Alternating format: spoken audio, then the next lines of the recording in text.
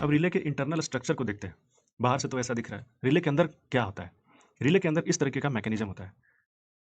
जैसे ही ये overload relay operate होता है तो एनोड टर्मिनल यानी normally open terminal normally close में चेंज हो जाता है और नॉर्मली क्लोज जो कॉन्टैक्ट्स है वो नॉर्मली ओपन में चेंज हो जाते हैं। दोस्तों नमस्कार, ओपन आईएएस में आपका स्वागत है।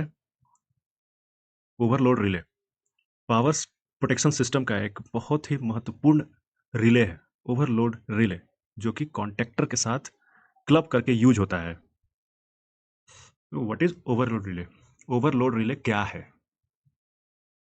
ओवरलोड रिले एक डिवाइस है, प्रोटेक्टिव डिवाइस है, जो इलेक्ट्रिक मोटर को ओवरलोड कंडीशन में एक इलेक्ट्रिक मोटर को ओवरलोड कंडीशन और शॉर्ट सर्किट या फेज फेल्यूर या फेज इम्बैलेंस में प्रोटेक्ट करता है। ये रिले डिवाइस है, वो इलेक्ट्रिक मोटर को प्रोटेक्ट करता है। कौन कौन से कंडीशन में? Overload, phase failure, short circuit और फेज इम्बैलेंस। अब ये सब क्या होते हैं? जब मोटर रेटेड करंट से ज़्यादा करंट ड्रॉ करने लगे तो उसको ओवरलोड कंडीशन कहते हैं। ओवरलोड रिले जो common type thermal overload relay होता है वो electrothermal property of by metallic strip, ये हम लोग आगे डिटेल से क्लियर कर लेंगे। इसी प्रिंसिपल पे काम करता है कि ओवरलोड रिले में क्या क्या होता है। ये एक टिपिकल ओवरलोड रिले है जिसमें 97 98 नंबर का जो कॉन्टैक्ट्स है वो एनो कॉन्टैक्ट है, नॉर्मली ओपन कॉन्टैक्ट, जिसका स्कीम डायग्राम इस तरीके से होता है। 95 96 नंबर का कॉन्टैक्ट वो नॉर्मली क्लोज कॉन्टैक्ट होते हैं, जिसे एनसी कॉन्टैक्ट कहते हैं। वो उसका स्कीमेटिक डायग्राम, वायरिंग डायग्राम या पावर डायग्राम इस तरीके से होता है। वो शॉर्ट होता है और उसको रेड कलर से डिनोट किया गया है। नॉर्मली ओपन, जिसके टर्मिनल्स ओपन होते हैं, उसको ब्लू कलर से डिनोट किया गया है। एक इंपॉर्टेंट यहाँ आप फिगर में देख रहे होंगे जिसमें रेटिंग्स दी हुई है 6, 6.5, 7, 8, 5.5 पिंक कलर से।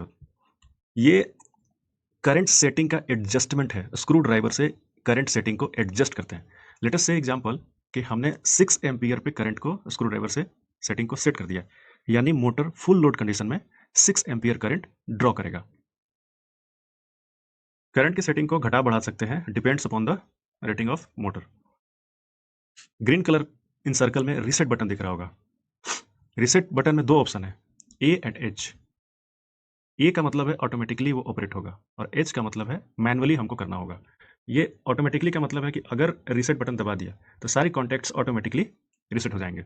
बट मैनुअल के केस में, जैसे मोटर ट्रिप, रिले ट्रिप हुआ और ट्रिप होने के बाद ऑटोमेटिकली पर्टिकुलर सेकंड पे वो रीसेट हो जाएगा। रीसेट बटन ऑटोमेटिकली प्रेस हो जाएगा, ऑपरेट हो जाएगा। बट मैनुअल के केस में अगर हम इसको एच सेलेक्ट कर देंगे तो मैनुअल केस में हमको रीसेट बटन दबाना पड़ेगा।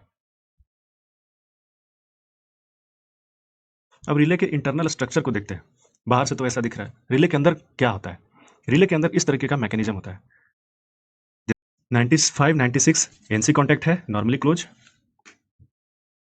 97 98 नॉर्मली ओपन कॉन्टैक्ट्स है। ये ग्रीन कलर का रीसेट बटन है। ये बाई मेटालिक स्ट्रिप है। इस स्ट्रिप के बारे में जानना जरूरी है। आप अगर इसको ध्यान से देखेंगे तो इस स्ट्रिप में दो सेक्शन है, ये सेक्शन 1 और ये सेक्शन 2। इनका जो डिफरेंशियल थर्मल कोफिशिएंट है वो डिफरेंट होता है, यानी अगर डिफरेंशियल थर्मल कोफिशिएंट ए का ज़्यादा होगा तो ये बाई मेटालिक स्ट्रिप ऐसे मुड़ जाएगा। अगर 2 का ज़्यादा होगा तो ऐसे मुड़ जाएगा, यानी इसका बेंडिंग स्ट्रेंथ ज़्यादा हो गया। अगर थर्मल कोफिशिएंट इसका ज़्यादा है तो बेंडिंग स्ट्रेंथ इधर ज़्यादा हो जाएगा। तो ये स्ट्रिप इस तरीके से मुड़ जाएगा। कब मुड़ेगा? जब ओवरलोड कंडीशन आएगा। तो जब ओवरलोड कंडीशन होगा यानी हाई करंट फ्लो होगा, और जब हाई करंट फ्लो होगा तो ये जो मोटर बाई मेटालिक स्ट्रिप है इसके हीटिंग होगी, और हीटिंग होने की वजह से ये बेंड कर जाएगा। अब क्वेश्चन ये उठता है कि इसमें हीटिंग क्यों होगी? वो इसलिए होगी कि इस स्ट्रिप में वाइंडिंग किया हुआ है। इसी स्ट्रिप के ऊपर चारों तरफ वाइंडिंग किया हुआ है। तो जब इस पे हाई करंट फ्लो होगा तो ऑब्वियसली जो बेस है ये भी हीट होगा, और जब ये हीट होगा तो थर्मल एक्सपेंशन डिफरेंशिएशन के कारण, जो कि बाई मेटालिक स्ट्रिप है, दो मेटल का बना हुआ है, तो ये पर्टिकुलर डायरेक्शन में बेंडिंग होता है। और भी जो कंपोनेंट्स है उसके बारे में देखते हैं। ये स्प्रिंग है, ये स्क्रू करंट एडजस्टमेंट स्क्रू है। इसी से स्क्रू ड्राइवर लगा के हम करंट एडजस्टमेंट को 6 पे करना है, 7 पे करना है, 8 पे करना है, वो एडजस्ट करते हैं। ये लीवर है।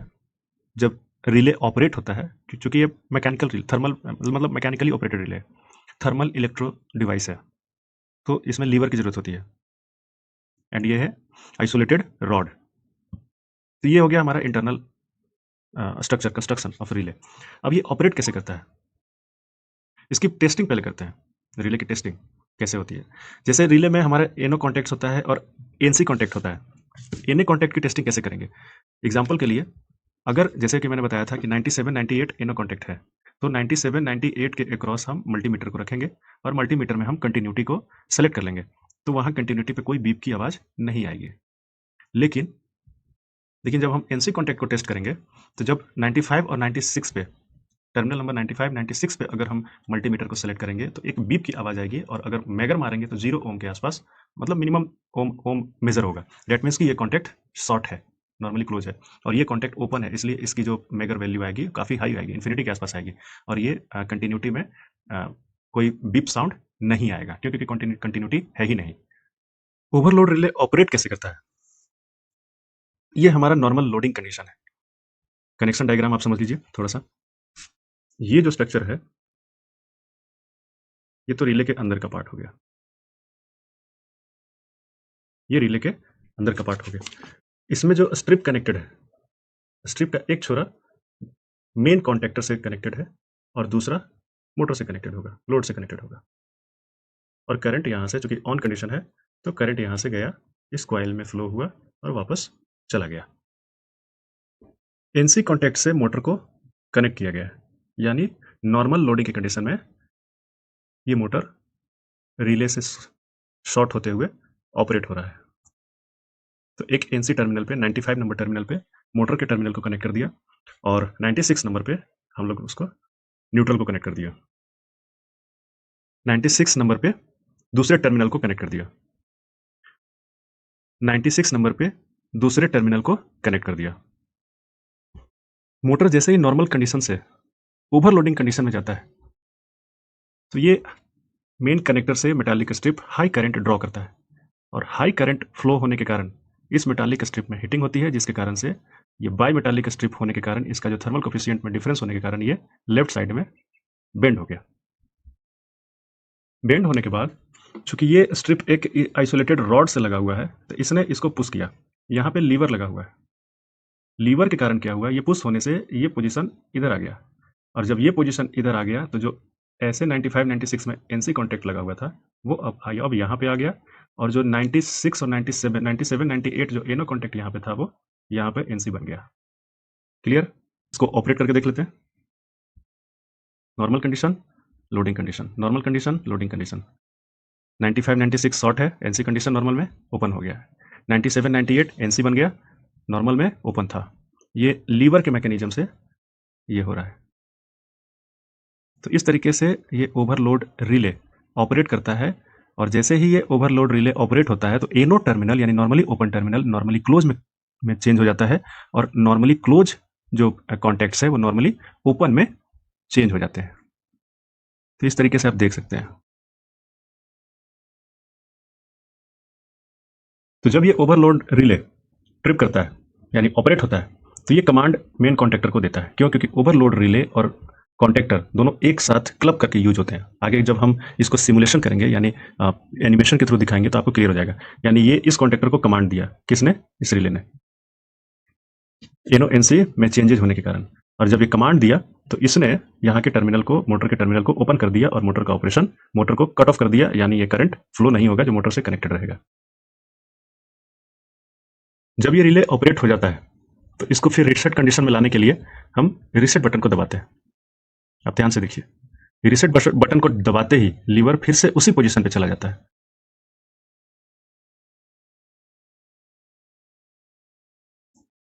रीसेट पोजीशन के समय रीसेट जब नहीं था तो ऐसा था, जब रीसेट बटन दबाया तो लीवर को ये स्प्रिंग ने पुश किया और फिर अगेन बाईमेटालिक स्ट्रिप सीधा हो जाता है, और जो कॉन्टैक्ट्स है वो फिर से 95 96 एनसी में हो जाएगा, 97 98 एनो में हो जाएगा। क्लियर? ओवरलोड रिले की सेटिंग को चेंज करने के लिए, जैसा कि मैंने बताया था कि जो करंट सेटिंग स्क्रू है, यहाँ पे स्क्रू ड्राइवर का यूज करेंगे, और इसकी यूज करके करंट सेटिंग को आप बढ़ा और घटा सकते हैं। आप जैसे ही इसको बढ़ाएंगे तो ये जो टेंसाइल फोर्स है ये इसके ऊपर, लीवर के ऊपर ऑपरेट होगा। यानी अगर आपने स्क्रू ड्राइवर का यूज करके इसकी रेटिंग को आपने हाई वैल्यू पे एडजस्ट किया तो ये मिनिमम मूवमेंट पे, यानी अगर ये हल्का सा भी मूव हुआ तो इसको कॉन्टैक्ट्स को ऑपरेट कर देगा। एनओ को एनसी में बदल देगा और एनसी को एनओ में बदल देगा। तो इसलिए ये जो सेटिंग वाला सेक्शन है वो वेरी वेरी इंपॉर्टेंट है। जितना ज़्यादा वैल्यू रखेंगे वो मिनिमम मूवमेंट पे, यानी बाई मेटालिक स्ट्रिप की मिनिमम मूवमेंट पे ही रिले को ऑपरेट कर देगा। ओवरलोड रिले में अभी एक और बेहद इंपॉर्टेंट सेटिंग है जो अभी भी अनआंसर्ड है, अभी तक नहीं बताया गया है। वो ये है कि ओवरलोड रिले में हम ट्रिपिंग टाइम कैसे निकालें, यानी किस प्रकार से हम सेटिंग करें कि हमारा अप्रोप्रिएट ट्रिपिंग टाइम हो। यानी एक एपरेटस में अगर हम ट्रांसफार्मर में यूज करें तो हमें ट्रिपिंग टाइम कितना रखना है, जनरेटर में यूज करें तो हमारा ट्रिपिंग टाइम कितना, मोटर में यूज करें तो ट्रिपिंग टाइम कितना होना चाहिए। तो इसके लिए हमें एक कैरेक्टरिस्टिक्स, जब रिले का मैन्युफैक्चरिंग होता है तो रिले के क्लास पे एक इन्वर्सली प्रोपोर्शनल कैरेक्टरिस्टिक्स करंट और टाइम के साथ वो मैन्युफैक्चरर हमें देता है और उसी से हम ट्रिपिंग टाइम निकालते हैं। कैसे, लेट अस सी, देखते हैं। लेट अस एग्जांपल कि एक ओवर करंट रिले है, वो मोटर से कनेक्टेड है और वो मोटर 27 एम्पियर ड्रॉ कर रहा है ओवर करंट ओवरलोड रिले से, और उस ओवरलोड रिले की सेटिंग 9 एम्पियर पे की हुई है, यानी रेटेड करंट 9 एम्पियर है। नाउ द क्वेश्चन ये उठता है, क्वेश्चन ये दिया हुआ है कि एज्यूमिंग, ये मानते हुए कि मोटर का फुल लोड करंट 9 एम्पियर है, यदि मोटर 27 एम्पियर ओवरलोड कंडीशन में ड्रॉ कर रहा है तो कितना टाइम लगेगा उसको ट्रिप होने में, ये क्वेश्चन है।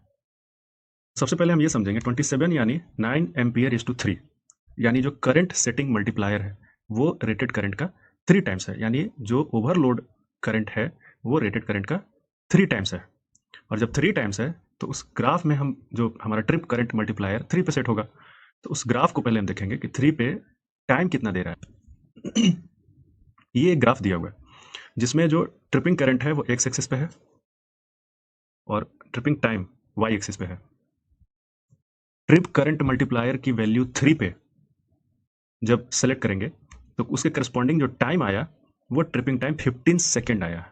यानी जब एक मोटर 27 एम्पियर ले रहा है जबकि उसकी फुल रेटेड जो फुल लोड करंट है वो 9 एम्पियर है, तो उसको 15 सेकेंड लगेगा ट्रिप करने में। यानी जितना ज़्यादा करंट होगा उसकी सेटिंग्स उतनी ही ज़्यादा होगी मल्टीप्लायर की। अगर 6 का मल्टीप्लायर है तो 4 सेकेंड में ये ट्रिप हो जाएगा। ओवरलोड रिले में ट्रिप क्लास को के करस्पॉन्डिंग जो सेटिंग्स होती है वो जनरली 6 टाइम्स पे रखी जाती है, यानी ट्रिप करंट मल्टीप्लायर की जो वैल्यू होती है वो 6 टाइम पे होती है। यानी इसका सीधा सीधा मतलब है कि रेटेड करंट का 6 टाइम अगर उस ओवरलोड कंडीशन में आता है तो उसको ट्रिप करने में कितना टाइम लगेगा। अगर क्लास 10 का ग्राफ ऐसा मैन्युफैक्चरर ने दिया और क्लास 20 का ग्राफ ऐसा दिया और क्लास 30 का ग्राफ ऐसा दिया, तो इस ग्राफ में आप क्या करेंगे कि 6 के मल्टीप्लायर से हम करंट की वैल्यू निकालेंगे, और ये करंट आती है जब क्लास 10 का हो तो ये 4.8 सेकेंड आता है, और जब क्लास 20 का हो तो ये 18.2 सेकेंड आता है ट्रिपिंग टाइम। और अगर क्लास 30 का यूज किया हो ओवरलोड रिले तो इसमें हमारा 26.9 सेकेंड में ट्रिप होगा। जनरली क्लास 10 ओवरलोड रिले ही डोमेस्टिक सप्लाई या फिर स्टार्टर, मोटर के स्टार्टर में यूज होता है। तो हमने अभी तक कॉन्टैक्टर्स के बारे में पढ़ लिया और ओवरलोड रिले के बारे में पढ़ लिया। अब जब इन दोनों को क्लब करते हैं तो इन दोनों को क्लब करने पे जो बनता है डेट इज मोटर स्टार्टर, इसके बारे में हम नेक्स्ट लेक्चर में, नेक्स्ट वीडियो में पढ़ेंगे। Thank you so much for joining this video. इस चैनल को सब्सक्राइब कीजिए, जितना से ज़्यादा हो सकता है शेयर कीजिए एंड कमेंट कीजिए। आपको अगर डाउट होता है तो आप कमेंट जरूर करें। Thank you so much.